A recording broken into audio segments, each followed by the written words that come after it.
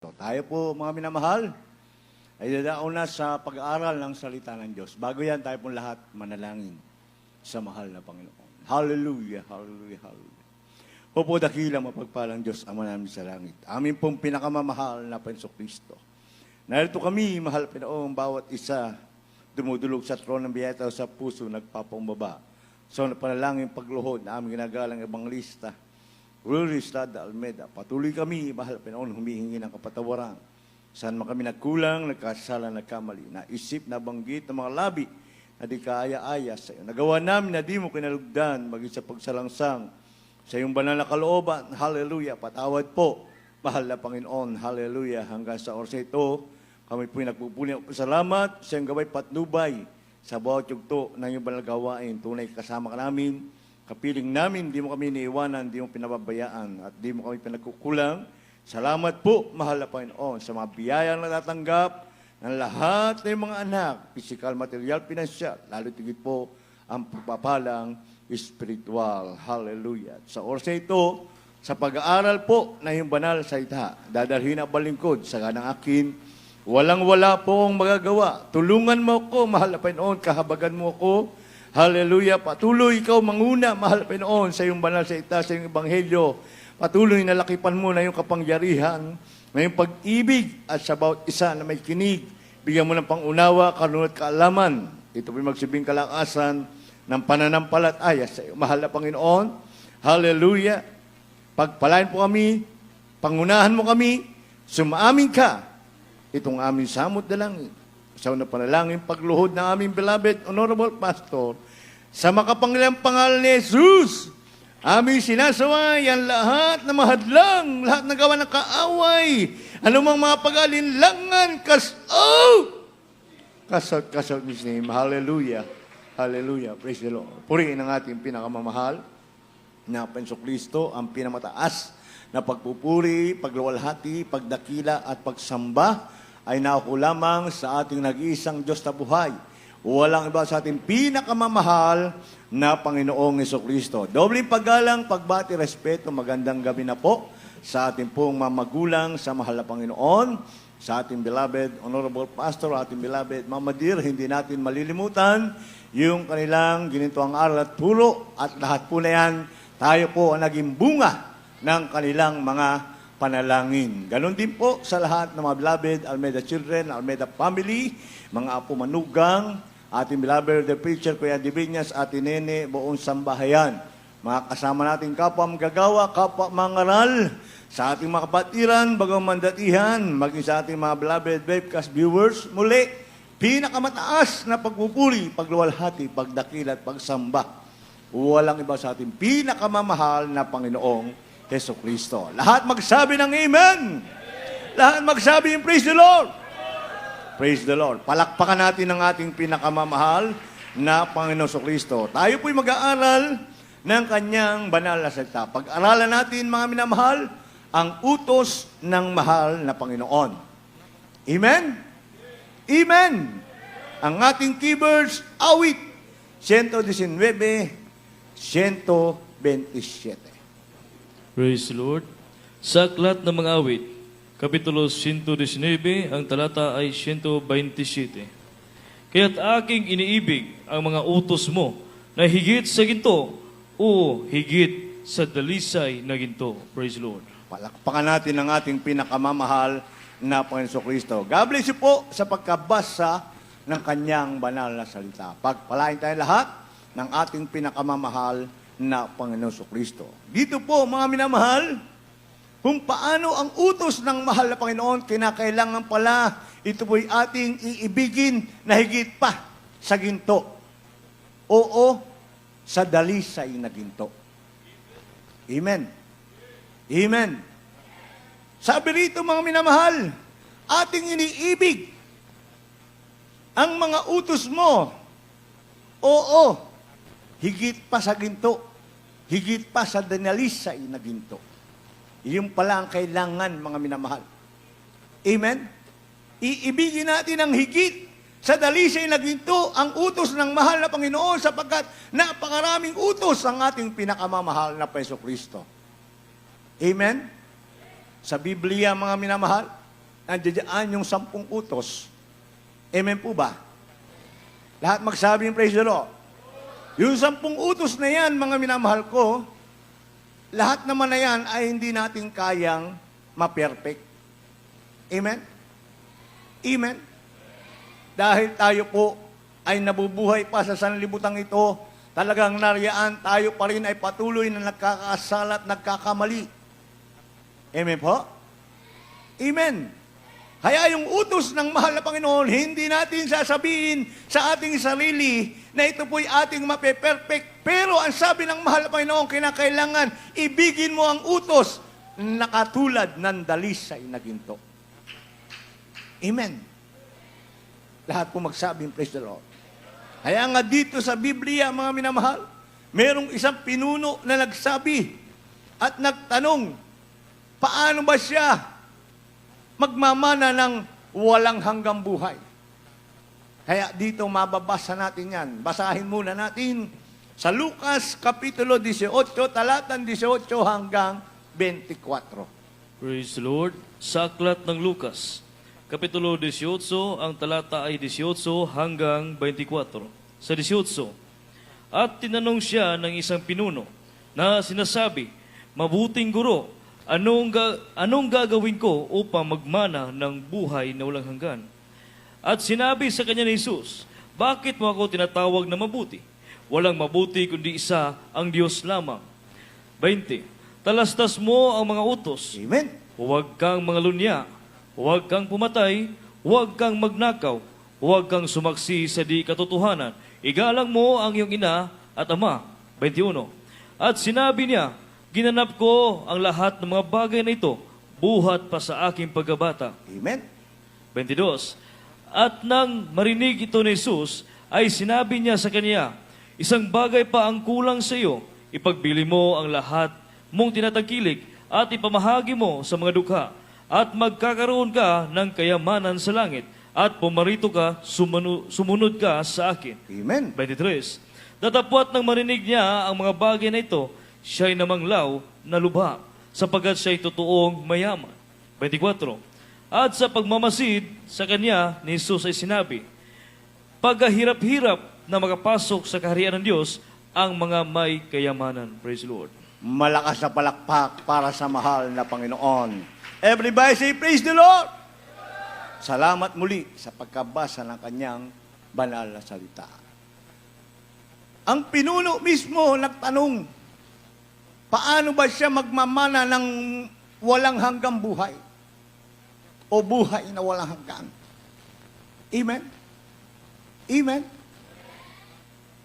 Talastas mismo ng mahal na Panginoon yung kanyang ginawa. Ang sabi niya, buhat ng pagkabata, ginanap ko na lahat ng mga utos mo. Amen? Amen? Yun yung sabi ng isang pinuno na nagtanong para magmana ng buhay na walang hanggan. Subalit sabi ng mahal na Panginoon, meron pang isang kulang. Amen po ba? Lahat magsabi, praise the Lord. Oh? Ang isang bagay na kulang, ang sabi niya, ipagbili mo ang lahat ng iyong tinatangkilik at ipamahagi mo sa mga dukha. Magkakaroon ka ng kayamanan sa langit. Pumarito ka, sumunod ka sa akin. Lahat magsabi ng amen. Lahat po magsabi, praise the Lord. Oh? Yun yung sabi ng mahal na Panginoon, bagamat yung pinuno na yan, ang sabi niya, lahat, buhat pa ng pagkabata, ginanap ko na yung lahat ng mga utos mo. Ang sabi dito, mga minamahal, huwag kang mangalunya, huwag kang pumatay, huwag kang magnakaw, huwag kang sumaksi sa di katotohanan, igalang mo ang iyong ama at ina. Amen. Naganap na. Ginanap na niya buhat pa ng pagkabata. Pero sabi ng mahal na Panginoon, meron pang isang kulang sa iyo. Ipagbili mo ang lahat ng tinatangkilik mo, ipamahagi mo sa mga dukha. Ngayon naman sa atin, mga minamahal, kung meron ka mang naipagbili na kayamanan o yung property, ang inihingi lamang ng mahal na Panginoon, ipagkaloob mo yung para sa Diyos. Amen? Amen? Para ano? Para saan? para ipamahagi sa mga dukha. Ngayon naman, para doon sa nangangailangan ng kaligtasan. Hindi lang ikaw. Kinakailangan meron pa tayong mga kababayan nangangailangan ng kaligtasan. Amen. Iyan ngayon yung para sa atin na kinakailangan sundin. Amen. Sundin. Dahil iyan naman po ay turo at aral ng ating mga magulang sa mahal na Panginoon. Amen po? Lahat magsabi yung praise the Lord. Oh? Kaya, totoo ang salita ng Diyos. Amen. Kung iniibig mo na tunay, na dalisay pala sa ginto ang utos ng mahal na Panginoon, anumang mangyari sa mundong ito, gagawin mo, susunod ka sa kalooban ng mahal na Panginoon. Amen po? Oh, sabi ng mahal na Panginoon, gawin mo ito, sumunod ka sa akin. Amen? Ayaw niyo mag-amen. Gawin niyo ito, sumunod kayo sa akin. Sabi ng mahal na Panginoon. Oh. Kaya kailangan pala, napakahalaga mga minamahal. Doon makikita ng mahal na Panginoon kung ano yung nasa puso natin. Kung talaga bang iniibig mo ang utos ng mahal na Panginoon, higit pa sa dalisay na ginto. Amen po. Lahat magsabi ng praise the Lord. Oh. Dati naman, yung mga utos na ito, mga minamahal, talagang nariyan tayo sa gawa na masama. Pero dahil ginamit ang ating mamagulang sa mahal na Panginoon, nalaman mo ngayon na kinakailangan pala sundin mo ang mga utos na lahat ng bagay na masama. Kung maaari, huwag mo nang gagawin. Amen? Amen? Oh, sisikapin natin na huwag na tayong makagawa ng hindi kalugod-lugod sa mahal na Panginoon. Upang sa ganun, sabi ng pinuno, para magmana ng buhay na walang hanggan, anong dapat niyang gawin? Ngayon sa atin, mga minamahal, upang tayo magmana ng buhay na walang hanggan, ang turo sa atin ng ating mamagulang sa mahal na Panginoon, kung gusto mo ng langit, dumalo ka 3 times a week. Napakahina. Lakasan natin. Amen! Praise the Lord! Iyan yung ating gagawin, mga minamahal. Susundin natin yung mga bagay na turo at aral ng ating mamagulang sa mahal na Panginoon. Oh? Gusto mo ng langit, dumalo ka 3 times a week, sumunod ka sa kabanalan, magbigay ka ng may katapatan, mag-alay ka ng ayuno, palagi ka magpuri. Amen! Amen! Yan yung turo at aral sa atin. Na iyan po, mga minamahal, na talagang kinakailangan gawin natin upang sa ganun, makamta natin yung pangako ng Diyos. Yung pinuno, sinabihan lang siya na ipagbili mo lahat ng tinatangkilik mo, ipamahagi mo sa mga dukha. Tayo naman, gusto natin magmana ng buhay na walang hanggan. Ang turo at aral ng ating mga magulang sa mahal na Panginoon, sumunod ka sa kalooban ng Diyos. Amen. Amen. Hindi lahat masunod natin, pero kinakailangan pagsisikapan natin gawin. Magsusumikap tayo. Amen po? Lahat magsabi ng praise the Lord. Oh? Ang sabi dito, pagkahirap-hirap pumasok sa kaharian ng langit ang mayroong mga kayamanan. Amen po ba? Lahat magsabi, praise the Lord. Oh? Namanglaw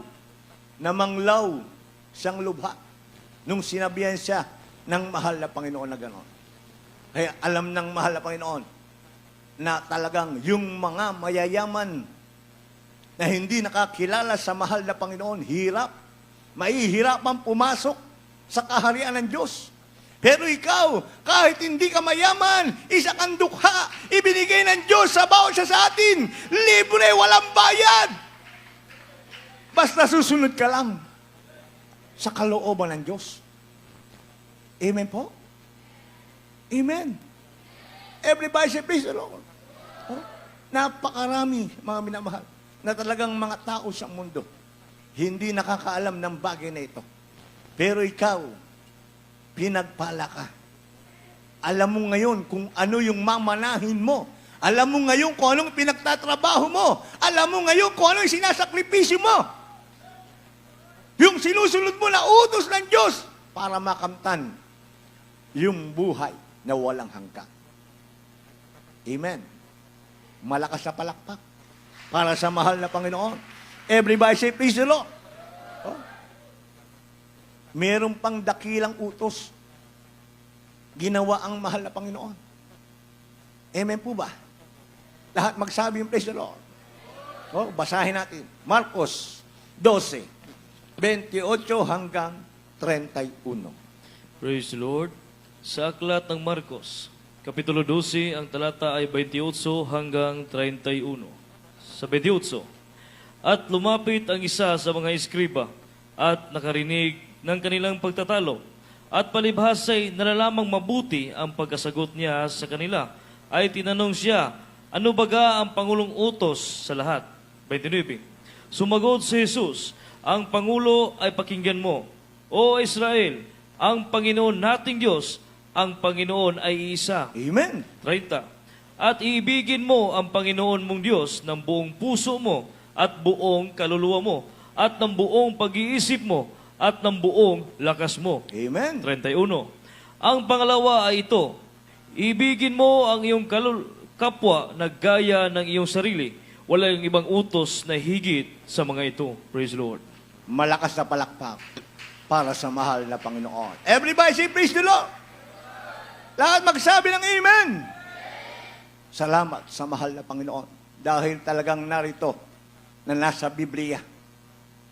Merong pangulong utos at merong pangalawang utos. Amen.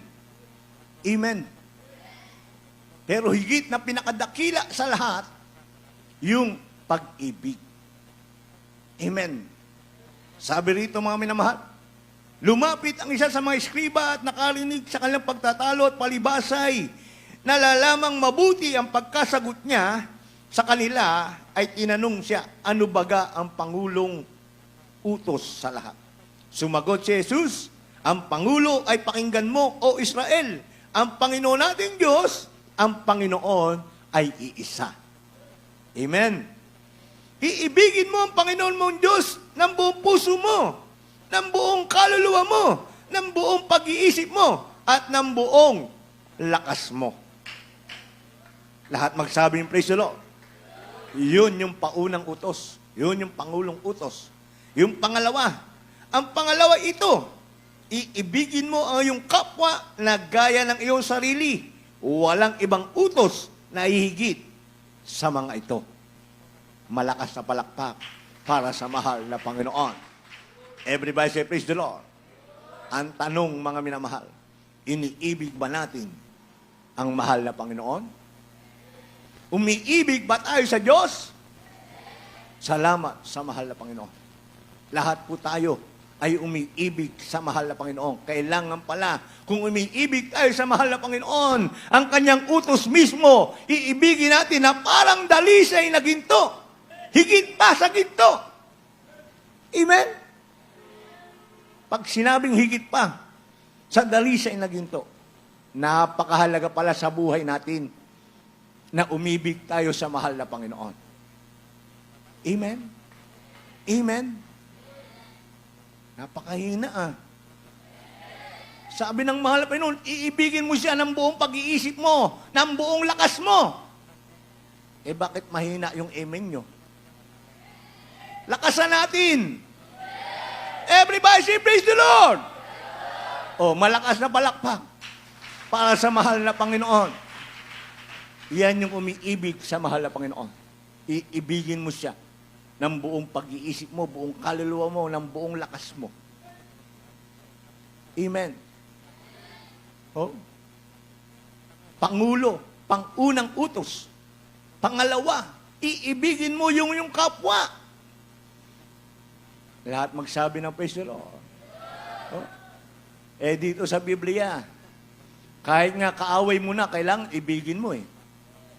Tama po? Kahit inaaway ka na, kahit inuusig ka pa, pinagsasalitaan ka ng hindi maganda, iibigin mo pa rin siya. Amen po. Kailangan, huwag ka palang magagalit. Huwag kang magtatanim ng galit. Amen? Amen? Para sa ganun, makita ng mahal na Panginoon na iniibig mo siya, yung utos niya, higit pa sa dalisay na ginto. Amen? Oh? Minsan kasi talagang nariyan bilang tao, paggalit na, talagang minsan hindi talaga babatiin. Amen? Pag nagkasalubong, nandiyan, walang bati-bati. Amen po? Tama po ba? Pero ngayon, kung iniibig mo ang utos ng mahal na Panginoon, kinakailangan higit pa sa dalisay na ginto. Kahit masama loob mo, batiin mo siya. Praise the Lord. Amen? Kahit magkasalubong sa'yo, magkasalubong kayo, huwag mo sisimangutan. Kailangan naka-smile ka pa rin. Tama ba? Tama po? Lahat magsabing praise the Lord. Doon mo maipapakita ngayon kung iniibig mo ang utos ng mahal na Panginoon na tulad higit pa sa dalisay na ginto. Amen? Uy, dalawa lang nag-amen.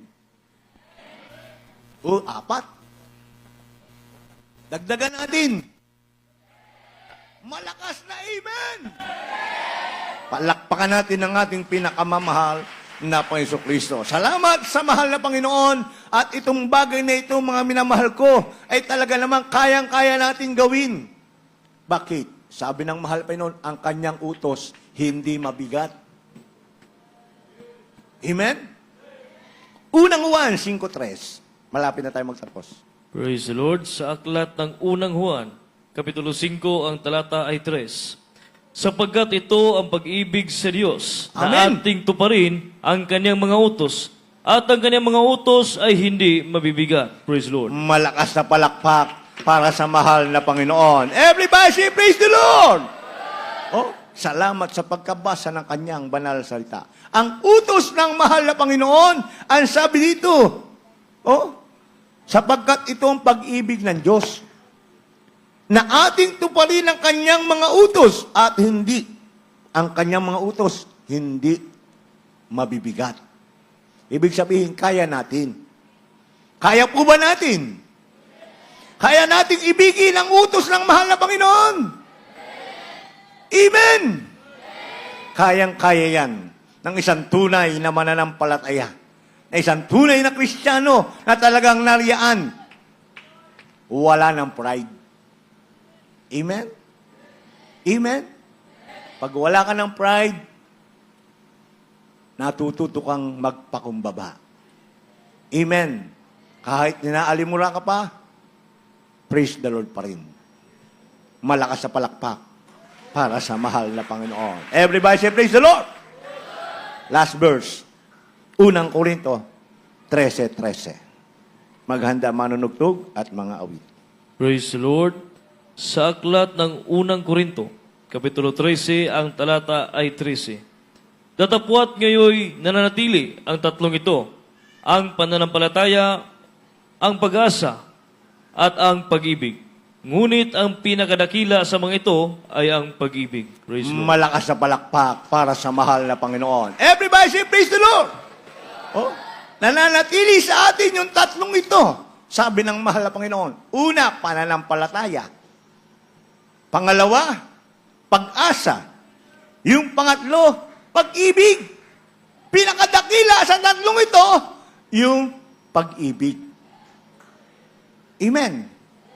Amen. Kaya kung tuloy kang mananampalataya, tunay kang nananampalataya sa mahal na Panginoon, marunong na tayong magpakumbaba. Marunong na tayong tumanggap ng pagkakamali. Amen! Marunong tayong tumanggap ng pagtutuwid. Nagkamali ka. Hingi kang tawad. Amen?